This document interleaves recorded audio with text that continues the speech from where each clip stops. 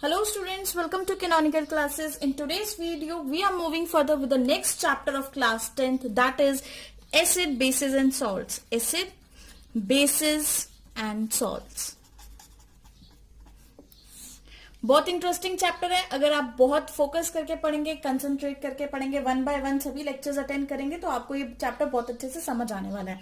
ठीक है, तो एसिड क्या होता है, बेसिस क्या होता है, सॉल्ट्स क्या होता है, इनको जरा डीपली डिस्कस करते हैं और इनकी फिजिकल एंड केमिकल प्रॉपर्टीज सभी के बारे में हमने यहाँ पर डिस्कस करना है. तो बात करते हैं जरा. देखिए, लॉन्ग ईयर्स अगो की अगर हम बात करें, लॉन्ग ईयर्स अगो ग्रीस के अंदर साइंटिस्ट जो थे, ग्रीस कंट्री के अंदर जो हमारे साइंटिस्ट थे, मतलब हमारे इन सेंस ग्रीस के जो साइंटिस्ट थे, वो क्या कर रहे थे, क्लासिफिकेशन कर रहे थे. क्लासिफिकेशन ऑफ सब्सटेंसेस की क्लासिफिकेशन करी उन्होंने. ठीक है, क्लासिफिकेशन करते हुए उन्होंने क्लासिफाई कर दिया सब्सटेंसेस को on the basis of test. Test के बेसिस पे उन्होंने सब्सटेंसेस को क्लासिफाई किया. कुछ ऐसे सब्सटेंसेस थे जिनका स्वीट टेस्ट था, कुछ ऐसे थे जिनका सॉल्टी टेस्ट था, कुछ ऐसे थे जो सार इन टेस्ट थे और कुछ ऐसे थे जो बिटर इन टेस्ट थे. ठीक है, स्वीट टेस्ट तो सबको पता है, साल्टी भी सबको पता है, सॉर भी सबको पता है मतलब खट्टा, एंड बिटर भी सबको पता है मतलब कड़वा. ठीक है, इस तरह के टेस्ट के बेसिस पर उन्होंने क्लासिफाई कर दिया सब्सटेंसेस को. तो लैटिन के अंदर, लैटिन लैंग्वेज में अगर हम बात करें, एक टर्म है एसिडस, एक टर्म है एसिडस जिसका मतलब होता है सार, मतलब खट्टा. ठीक है, तो यहीं से इस एसिडस टर्म से हमारे एसिड्स का नाम पड़ गया. इस एसिडस टर्म से हम बोलते हैं एसिड्स का नाम पड़ गया. मतलब एसिड ऐसे सब्सटेंसेस होते हैं जिनका क्या होता है, सार टेस्ट होता है. ठीक है, वहीं से अगर हम बात करें कि एसिड्स की, यहीं से हम डेफिनेशन लिखते हैं कि acids are those substances, acids are those substances which have sour taste. ठीक है, got it? Which have sour taste. या हम इसको ऐसे भी लिख सकते हैं, acids are those substances which are सार इन टेस्ट. वो अपने अकॉर्डिंग आप जैसी मर्जी इंग्लिश बना के अपनी वो लैंग्वेज में उसको डिफाइन कर सकते हैं. ठीक है, तो सिंपली हम एसिड को क्या बोलते हैं, एसिडस वर्ड एक लैटिन वर्ड है जिसका मतलब होता है सार, वहां से एसिड्स का नाम पड़ा, तभी हम एसिड्स को क्या बोलते हैं, ऐसे सब्सटेंसेस जो सार होते हैं टेस्ट में, वो आपके एसिड होते हैं. और ऐसे बहुत सारे सब्सटेंसेस हैं जो आपको डेली लाइफ में मिलते हैं. फॉर एग्जाम्पल, जैसे कि हम बात करें लेमन, लेमन तो सबने यूज किया है ना, लेमन जूस सब पीते हैं. लेमन के अंदर क्या होता है, सिट्रिक एसिड, इसी वजह से वो खट्टा होता है. लेमन हो गए, टमाटोज हो गए, लेमन है, टमाटोज है. ठीक है, ऑरेंज हो गया, ऑरेंज फ्रूट जो होता है, ग्रेप्स हो गई. ठीक है, कई ग्रेप्स भी खट्टी होती हैं. इस तरह के कोई भी, ये विनेगर हो गया जो सिरका, विनेगर जो नूडल्स में भी पड़ता है, अचार में भी पड़ता है, पिकल्स बनाने में भी यूज आता है. ठीक है, तो इस तरह के बहुत सारे सब्सटेंसेस हैं जिनका भी सार होगा टेस्ट, उन सभी को आपने क्या बोल देना है कि वो सभी क्या है, एसिड्स. तो एसिड्स को उनके टेस्ट के बेसिस पे डिफाइन किया जाता है. बट कुछ ऐसे एसिड्स होते हैं, कुछ नहीं बहुत सारे ही मान लीजिए आप, ऐसे एसिड्स होते हैं जिनको आप टेस्ट करके नहीं बता सकते. ठीक है, क्योंकि acids are corrosive in nature. ये पॉइंट भी हम यहाँ पे नोट करते हैं, acids are corrosive in nature. जो आपके एसिड्स हैं वो कोरोसिव होते हैं नेचर में. तो हर एसिड को हम टेस्ट नहीं कर सकते. ये जितने भी एसिड्स मैं आपको बता रही हूँ, दीज आर माइल्ड एसिड्स, बहुत ही सॉफ्ट एसिड्स होते हैं कि जरा सा इनको लेने पर कुछ ज्यादा फर्क नहीं पड़ता. ठीक है, लेकिन कुछ ऐसे एसिड्स होते हैं जिनका इफेक्ट बहुत ज्यादा रहता है, तो उनको हम डायरेक्टली टेस्ट नहीं कर सकते. अगर हम उनको डायरेक्टली टेस्ट करेंगे तो हमारी टंग खराब हो सकता है, हमारा मुंह खराब हो सकता है, हमारे हाथ खराब हो सकते हैं. ठीक है, जल सकते हैं. तो इसलिए एसिड्स के एक और डेफिनेशन यहां से होती है कि हम और एसिड्स को पहचानने के लिए कि और क्या बोलते हैं कि एसिड ऐसे सब्सटेंसेस होते हैं जो रिलीज करते हैं, acid releases H positive ions. Acid क्या करेंगे, H पॉजिटिव आयन को रिलीज करेंगे, किसमें, in aqueous solution. Very important. ठीक है, जो भी एसिड्स होते हैं वो आपके H पॉजिटिव आयन को रिलीज करते हैं एक्वस सॉल्यूशन में. पहला टेस्ट के बेसिस पे बताएं तो एसिड्स आर सार इन टेस्ट। सेकेंड डेफिनेशन, अगर हम उसको किसी भी एक्वा सॉल्यूशन के अंदर डालते हैं, एक्वा सॉल्यूशन क्या होता है, जहां पे वाटर सॉल्वेंट होता है, H2O क्या रहेगा आपका, सॉल्वेंट। ऐसे सॉल्यूशन को हम क्या बोलते हैं, एक्वा सॉल्यूशन। क्लियर है, वेरी इंपॉर्टेंट। तो एक्वा सॉल्यूशन के अंदर अगर हम किसी भी एसिड को डालते हैं तो वो क्या रिलीज करता है, H पॉजिटिव। वो फर्निश करता है क्या, H पॉजिटिव आयंस को। क्लियर है ये बात, ठीक है। तो ऐसे सब्सटेंसेस विद सार टेस्ट एंड, और जिनका टेस्ट नहीं हम चेक कर सकते, बट उनको हम किस प्रॉपर्टी से बताते हैं कि वो H पॉजिटिव रिलीज कर रहे हैं, इसीलिए इनको क्या बोला जाता है, एसिड्स बोला जाता है। फॉर एग्जाम्पल, अगर हम एग्जाम्पल लें HCl का, HCl इज एन एसिड जो कि ब्रेक करेगा H positive plus Cl negative में in case of aqua solution. यहाँ पे मैं लिख देती हूँ, एक्वा सॉल्यूशन के अंदर वो किस में ब्रेक करता है, H positive and Cl negative में। ठीक है, तो यहाँ पर इसने H रिलीज किया। वहीं पे अगर हम सल्फ्यूरिक एसिड की बात करें, which is king of the acids, है ना, सल्फ्यूरिक एसिड आपने बहुत बार नाम सुना होगा। सल्फ्यूरिक एसिड को भी अगर हम ब्रेक डाउन करेंगे तो वो कैसे ब्रेक डाउन होगा, 2H positive plus SO4 power 2 negative इसमें होगा। अगर मैं HI को ब्रेक करूं तो वो कैसे होगा, H positive plus I negative, है ना, सो ऑन। अगर मैं HNO3 is nitric acid, HI is hydrogen iodide. ठीक है, अब देखिए नाइट्रिक एसिड को हम कैसे रिलीज करते हैं, H positive plus NO3 negative. तो ये जितने भी सब्सटेंसेस हैं, इनके अंदर एक जो हमें कॉमन चीज देखने को मिल रही है, वो क्या मिल रही है कि ये जितने भी सब्सटेंसेस हैं, ये सब रिलीज कर रहे हैं H पॉजिटिव आयन, जो कि इनका कैटायन है। इनका जो कैटायन है वो कैसा है, सेम कैटायन। कैटायन कैसा है इनका, सेम, बट इनके पास जो एनायन है, डिफरेंट एनायंस, है ना। ये चीज हमने नोटिस की कि ऐसे एग्जांपल्स हमने लिए एसिड्स के जिसके अंदर कैटायन सेम है लेकिन एनायन डिफरेंट है, तो इसीलिए बोला जाता है इनका कैटायन सेम है और वो एक ही कैटायन है, दैट इज H पॉजिटिव। इसीलिए यहां से ही वो डेफिनेशन बनी कि जो एसिड है वो H पॉजिटिव रिलीज करते हैं सॉल्यूशन के अंदर। ठीक है, these all are acids because in aqua solution they are releasing H positive ion, इसीलिए इन सबको क्या बोला गया, एसिड्स बोला गया। तो एसिड्स को हम दो तरीके से डराइव करते हैं। एसिड्स को हम दो जगह से डराइव कर सकते हैं। ठीक है, acids can be derived from, कहां से डराइव कर सकते हैं हम, फर्स्ट रॉक एंड मिनरल से, रॉक्स एंड मिनरल्स। ओके, जो रॉक एंड मिनरल से हमें बहुत सारे एसिड मिलते हैं जैसे फॉस्फोरिक एसिड एंड ऑल। उसी तरह से सेकंड जो हम लिविंग बीइंग से हमें जो एसिड्स मिलते हैं जिसको हम बोलते हैं एसिड्स जो हमें मिलते हैं प्लांट्स एंड एनिमल से, प्लांट्स एंड एनिमल से एसिड्स मिलते हैं। तो ऐसे एसिड जो हमें रॉक एंड मिनरल से मिलते हैं उनको हम बोलते हैं इनऑर्गेनिक एसिड्स या फिर मिनरल एसिड्स। क्या बोलेंगे इनको, इनऑर्गेनिक एसिड्स, और इनका दूसरा नाम क्या है, मिनरल एसिड्स। ठीक है, इनका दूसरा नाम मैं यहां लिख रही हूं, that is mineral acids. Clear है, रॉक और मिनरल से जो एसिड मिलेंगे मिनरल एसिड्स, और इसी को इनऑर्गेनिक एसिड भी बोला जाता है। प्लांट एंड एनिमल से जो एसिड्स मिलते हैं उनको क्या बोला जाता है, ऑर्गेनिक एसिड्स, ऑर्गेनिक एसिड्स। और ये ऑर्गेनिक एसिड्स जो होते हैं वो आपके डेली लाइफ में बहुत ज्यादा होते हैं, जैसे कि लेमन के अंदर जो सिट्रिक एसिड है वो एक एग्जांपल हुआ आपके ऑर्गेनिक एसिड का।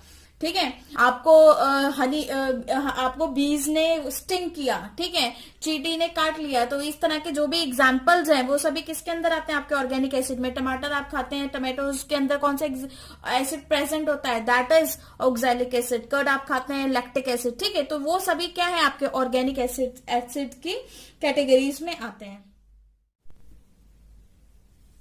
On the basis of source के बेसिस पे हमने एसिड्स को दो कैटेगरीज में डिवाइड किया अभी। पहला फर्स्ट जो हमारा था दैट इज मिनरल एसिड्स जिसको हम इनऑर्गेनिक एसिड्स भी बोलते हैं, and second one is organic acid जो कि लिविंग बीइंग से हमें मिलता है। ठीक है, लिविंग ऑर्गेनिज्म से हमें प्रोवाइड किया जाता है, उन एसिड्स को बोलते हैं। तो कुछ एग्जांपल देख लेते हैं आपके मिनरल एसिड, जैसे कि हाइड्रोक्लोरिक एसिड, और इसका फॉर्मूला क्या है, हाइड्रोक्लोरिक एसिड का फॉर्मूला क्या होगा, HCl। ठीक है, उसी तरह से अगर हम बात करें सल्फ्यूरिक एसिड की, सल्फ्यूरिक एसिड क्या होता है, H2SO4। ओके, नेक्स्ट अगर हम बात करें नाइट्रिक एसिड की, नाइट्रिक एसिड नाइट्रिक एसिड का फॉर्मूला क्या है, HNO3। Okay, next is carbonic acid. Carbonic acid की अगर हम बात करें, कार्बोनिक एसिड जो आपकी एसिड रेन के लिए बहुत रिस्पॉन्सिबल होता है, carbonic acid, that is H2CO3।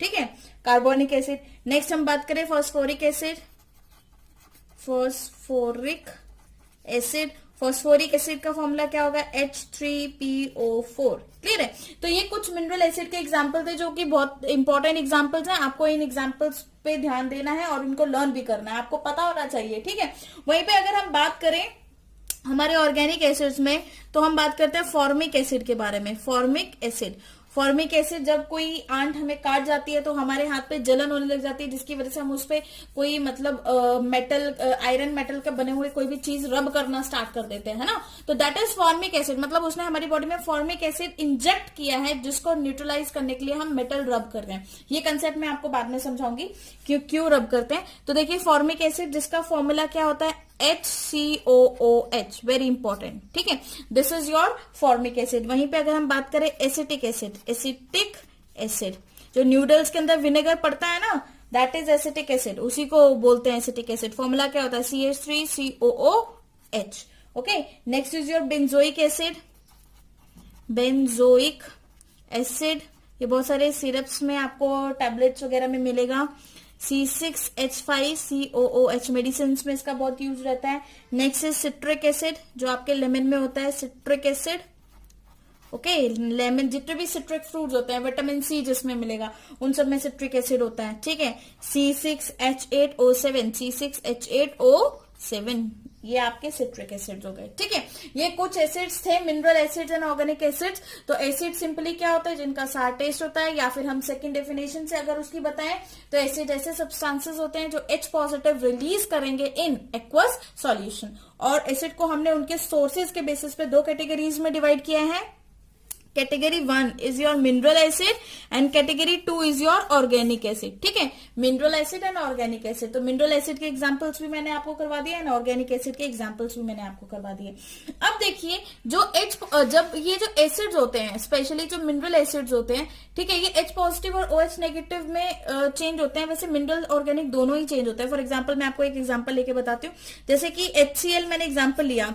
ठीक है, इनऑर्गेनिक मिनरल एसिड का एग्जांपल है, तो ये किस में ब्रेक है, H positive plus Cl negative में। एक यहां से एग्जांपल ले लेते हैं, CH3COO नेगेटिव। ठीक है, ये भी एक्वस सॉल्यूशन के अंदर, दोनों ही एक्वस सॉल्यूशन में ही ब्रेक करेंगे, ऐसे ब्रेक नहीं करेंगे। तो एक्वस सॉल्यूशन में ये किस में चेंज हुआ आपका, CH3COO negative plus H positive, इसमें चेंज हुआ। ठीक है, तो मतलब ये एसिटिक एसिड एक्वस सॉल्यूशन में 2 आयंस में चेंज हुआ, इसने भी H पॉजिटिव रिलीज किया, इसमें भी H पॉजिटिव रिलीज किया।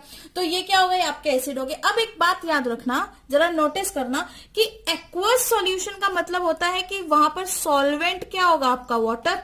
मतलब सॉल्वेंट तो एक ऐसी क्वांटिटी होती है जो बहुत ही लार्ज अमाउंट में प्रेजेंट होती है। तो मान लीजिए कि ये एक आपका एक कंटेनर है, ठीक है, इसके अंदर ये वाटर प्रेजेंट और इसमें आपने HCl डाल दिया, है ना। इसमें क्या प्रेजेंट है, H2, और इसमें आपने क्या डाल दिया, HCl डाल दिया। H positive plus Cl negative इसमें ब्रेक करा। अब ये H पॉजिटिव के चारों तरफ कितने सारे वाटर मॉलिक्यूल्स होंगे कि नहीं, वाटर H2O ही होता है वाटर। इधर से भी घेरेगा वाटर उसको, इधर से भी घेरेगा, इधर से भी इसको सराउंड करेगा और इधर से सराउंड करेगा उसको। ठीक है, चारों तरफ से सराउंड कर लिया वाटर ने।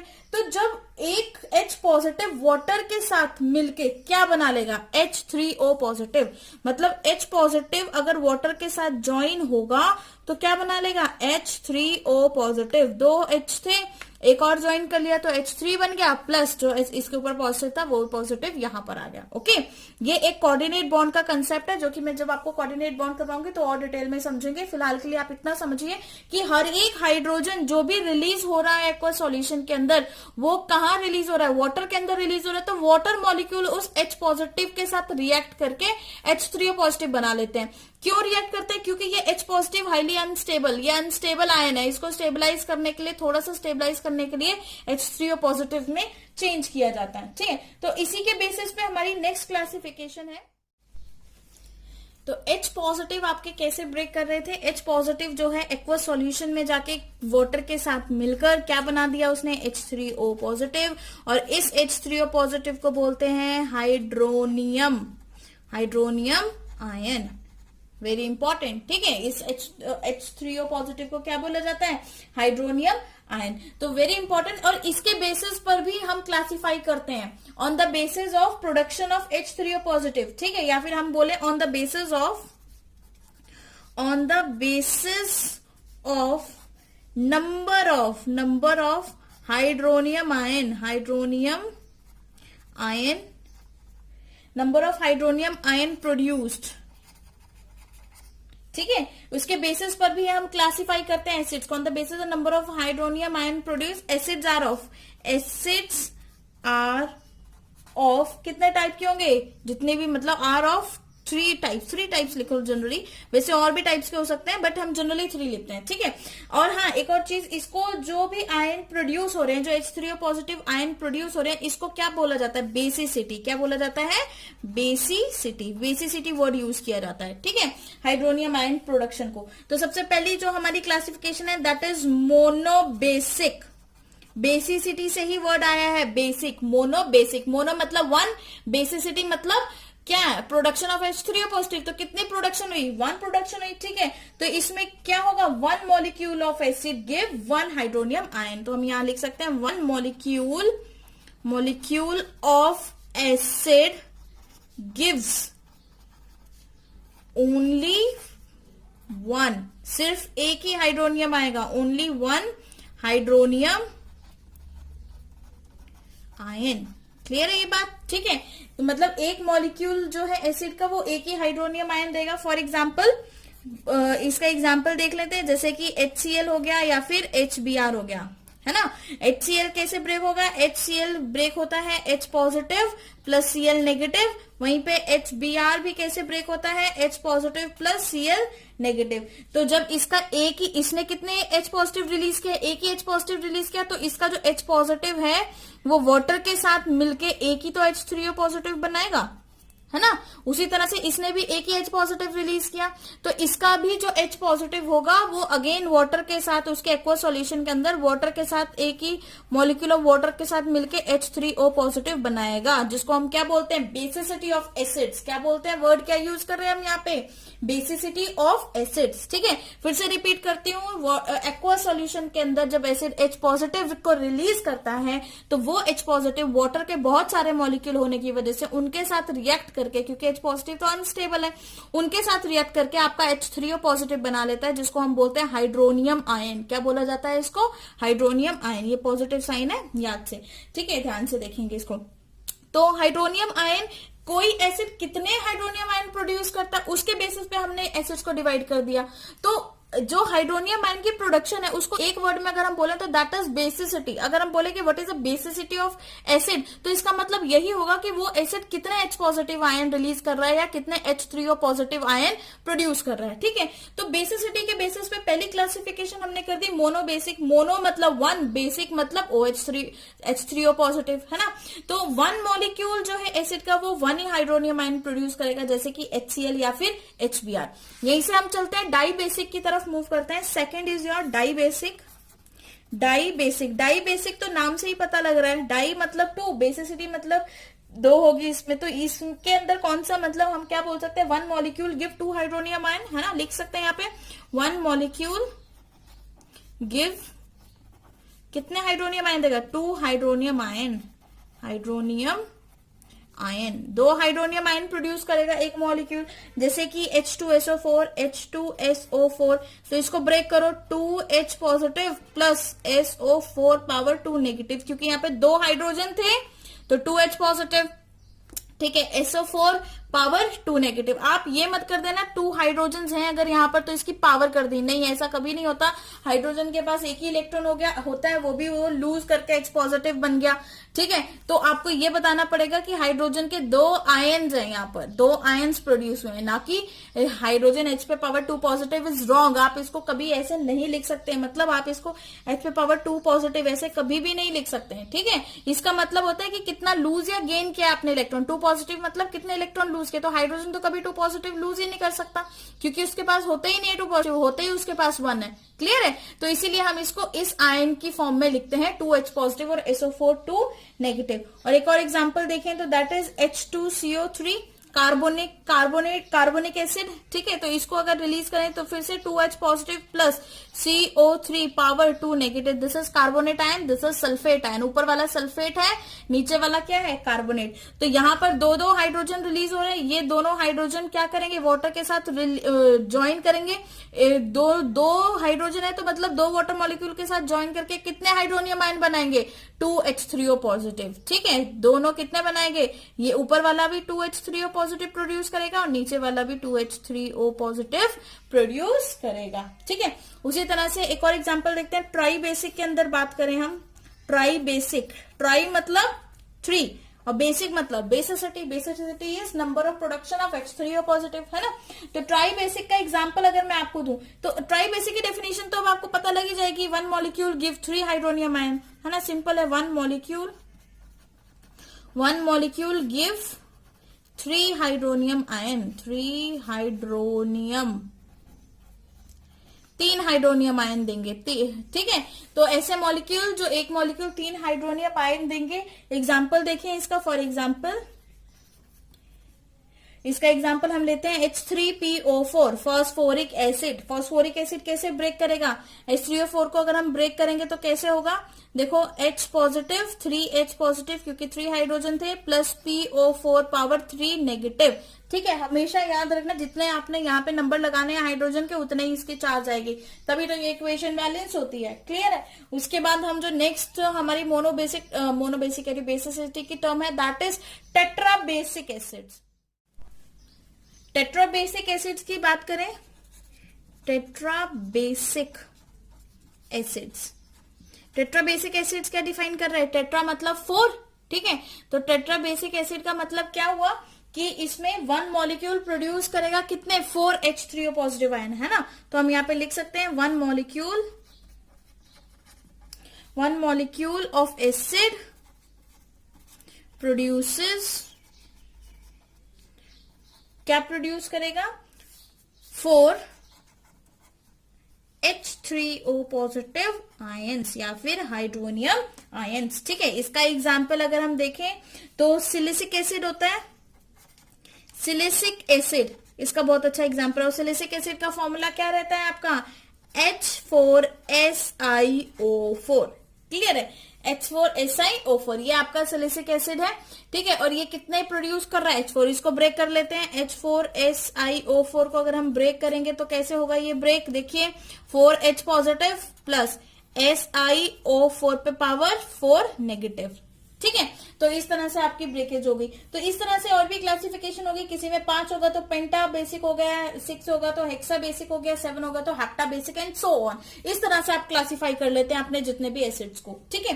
अब देखिए on the basis of strength, अगर हम स्ट्रेंथ की बात करें कि कौन सा एसिड का इफेक्ट बहुत ज्यादा रहता है, कौन से एसिड का इफेक्ट बहुत कम रहता है, तो स्ट्रेंथ के बेसिस पे अगर हम लिखें on the basis of strength, strength के बेसिस पे एसिड को 2 कैटेगरीज में डिवाइड करते हैं, बेसिस ऑफ स्ट्रेंथ।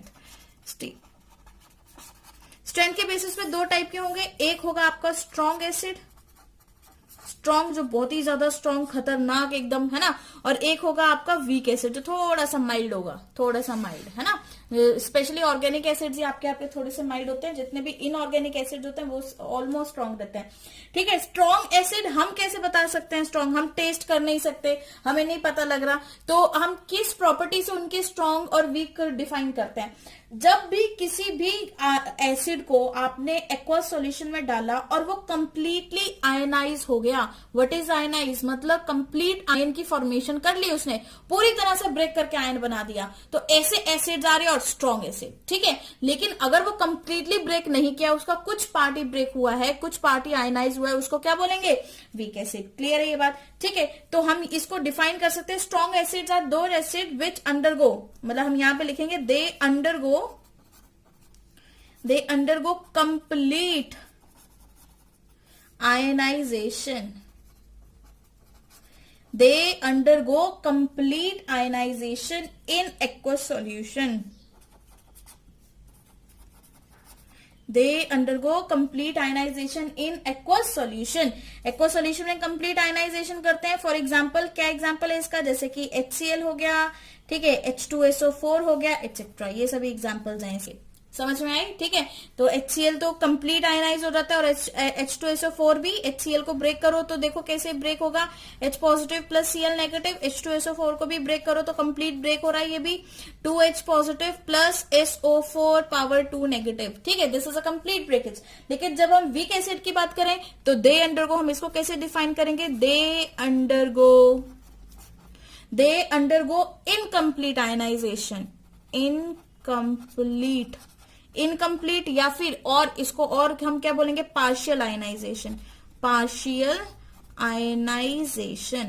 आयनाइजेशन होगी, कंप्लीट आयनाइजेशन नहीं होगी। ठीक है, पार्शियल आयनाइजेशन इन, ये लिखना इंपॉर्टेंट है, एक्वस सॉल्यूशन के अंदर। तो इसका जो हम एग्जांपल लेंगे, इसके अगर हम एग्जांपल की बात करें तो क्या एग्जांपल होगा, CH3COOH। ठीक है, इसको ब्रेक करो, CH3OC और CH3COOH जो है कैसे ब्रेक होगा, CH3COO negative plus H positive, इस तरह से। तो अब देखिए इस मॉलिक्यूल के अंदर देखना जरा, इसकी कंप्लीट आयनाइजेशन नहीं हुई है, CH3COH, इसमें सिर्फ आयनाइज हुआ पार्ट कितना, एक ये वाला पूरा पार्ट आयनाइज हुआ और हाइड्रोजन अलग आयनाइज हो गया। ठीक है, बट इसके अंदर देखो ये तो बिल्कुल बीच इन बिटवीन कट हुआ है, H positive plus Cl negative, ये भी बीच में से ही H positive plus SO4 negative, complete ionisation. But इसके केस में कंप्लीट आयनाइजेशन नहीं हुई है। ठीक है, उसी तरह से एक और एग्जांपल ले लेते हैं, formic acid HCOOH, formic acid ये होता है, तो इसको भी देखें, HCOOH को भी ब्रेक करके देखें तो ये कैसे आपका ब्रेक होगा, ये ब्रेक होगा simple H positive plus COO negative, HCOO negative. ठीक है, इस तरह का जो कंपाउंड होगा ये भी इनकम्प्लीट ब्रेकेज हुई है। तो ऐसे जितने भी कंपाउंड है वो सभी आपके क्या होते हैं, वीक एसिड्स होते हैं। क्लियर है, जो कंप्लीटली आयनाइज होंगे, कंप्लीट आयन में बदल जाएंगे, वो सभी आपके स्ट्रॉन्ग एसिड हैं